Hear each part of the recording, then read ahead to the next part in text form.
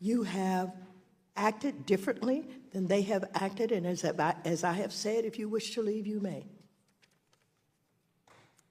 If you'd wish to keep me here so that I don't have my important meeting and continue to grill me, then we can do that. I will cancel my meeting and I will not be back here. I will be very clear. If that's the way you'd like to have this relationship. You're instructing me to stay here and I should cancel. No, you just made me an offer. No, I didn't make you an offer. You made me an offer that I accepted. I did not make you an offer. Just let's be clear. You're instructing me. You are ordering. Seconds. What happened in Congress today was not a hearing. It was a reality check, cameras on, microphones hot, and Maxine Waters walked in ready to lecture, scold, and grandstand.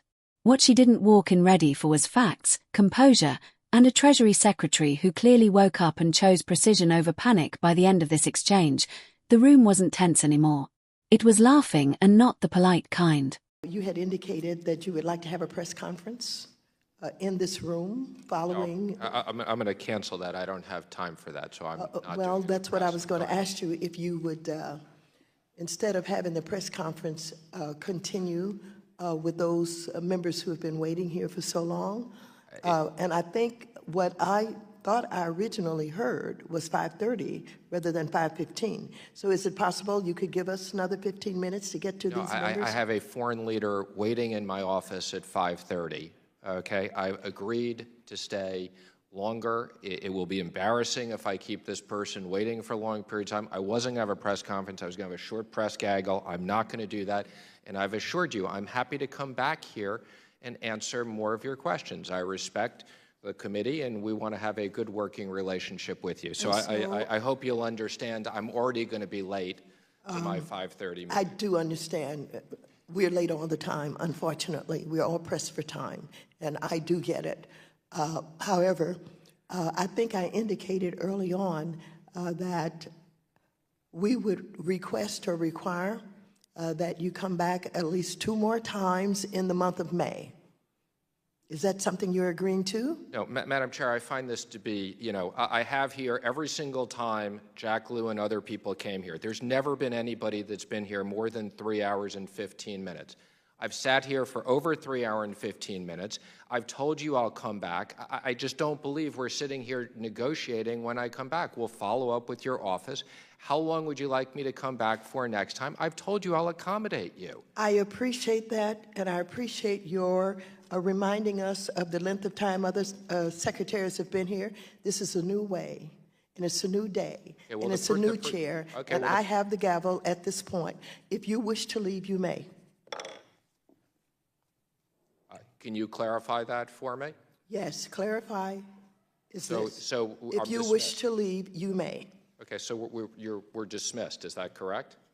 If you wish to leave, you may leave. I don't understand what you're saying.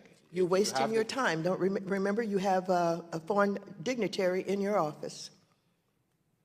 I would just say that the previous when the Republicans, they did not treat the Secretary of the Treasury this way. So if this is the way you want to treat me, then I'll rethink whether I voluntarily come back here to testify, which I've offered to do. Mr. Secretary, I want you to know that no other secretary has ever told us the day before that they were going to limit their time in the way that you're doing. So if you want to use them as examples, you have acted differently than they have acted, and as I have said, if you wish to leave, you may. If you'd wish to keep me here so that I don't have my important meeting and continue to grill me, then we can do that. I will cancel my meeting and I will not be back here. I will be very clear. If that's the way you'd like to have this relationship. Thank you.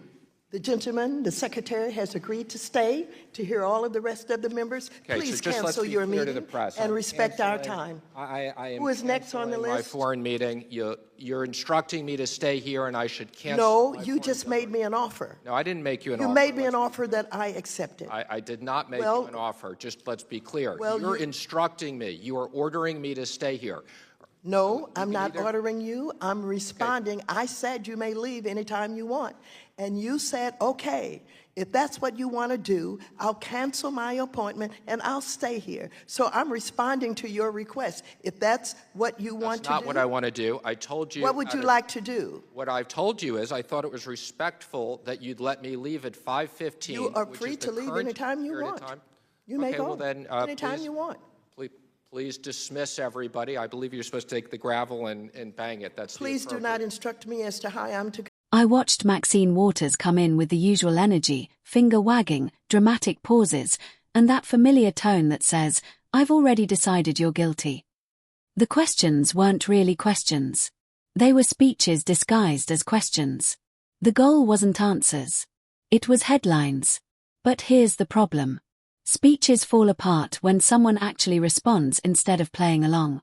Instead of getting flustered, the Treasury Secretary calmly pushed back politely, clearly, and with facts that didn't ask for permission to exist. And suddenly, Maxine Waters wasn't leading anymore. She tried to interrupt. She tried to pivot, but the more she talked, the worse it got. It was like watching someone argue with a calculator and still lose. This is where things turned legendary. As her claims unraveled in real time, members of Congress started reacting, raised eyebrows, side glances, and then laughter.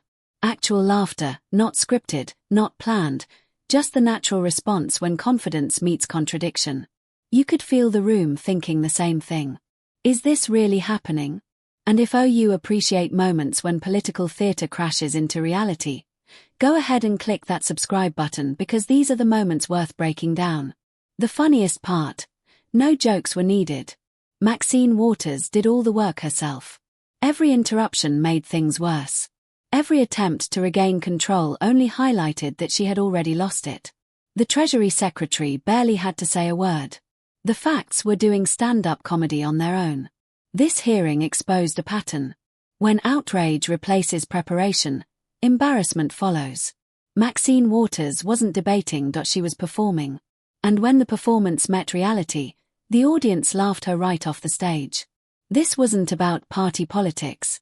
This was about credibility, and one side clearly forgot to bring it. By the end of the hearing, the outcome was clear. Maxine Waters came in loud, left flustered, and became the punchline of her own moment. The Treasury Secretary stayed calm, and let Congress react naturally with laughter. No shouting, no chaos, just a quiet takedown that spoke louder than any rant ever could. Stay tuned because moments like this don't happen by accident and they deserve to be called.